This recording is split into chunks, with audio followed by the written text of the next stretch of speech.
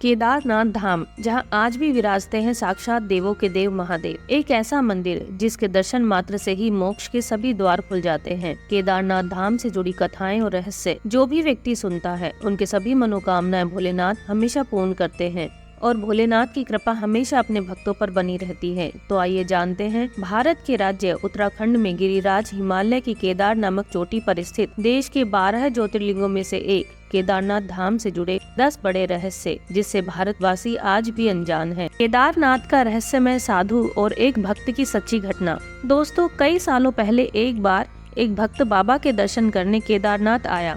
वह जिस समय आया उस समय केदारनाथ धाम के कपाट बंद होने वाले थे। उसने पुजारी से भोलेनाथ के दर्शन करने की इच्छा प्रकट की, परंतु पंडितों ने यह बोलकर उसको मना कर दिया कि केदारनाथ धाम अब 6 महीने के लिए बंद कर दिया गया है।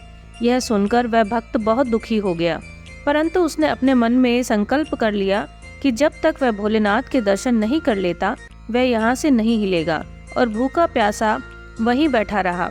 रात हुई और थोड़ी देर के बाद एक साधु उसके पास आया और उसने कुछ खाने के लिए उस भक्त को दिया, और साधु ने उसके सर पर हाथ फेरा और हाथ फेरते ही उस भक्त को नींद आ गई।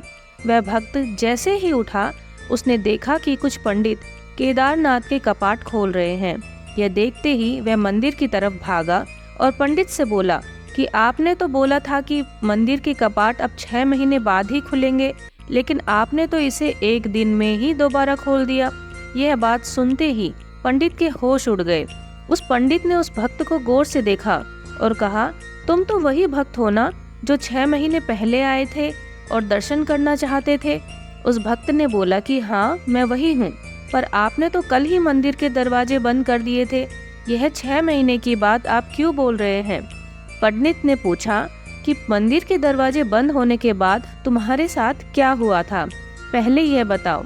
भक्त ने जैसे ही उस साधु की बात की कि एक अघोरी बाबा आए थे और उन्होंने मुझे खाने के लिए फल दिया और फिर उस सर पर हाथ फेरा और मुझे नींद आ गई, और जब मैं जागा तो मैंने देखा कि आप मंदिर का दरवाजा खोल रहे हैं।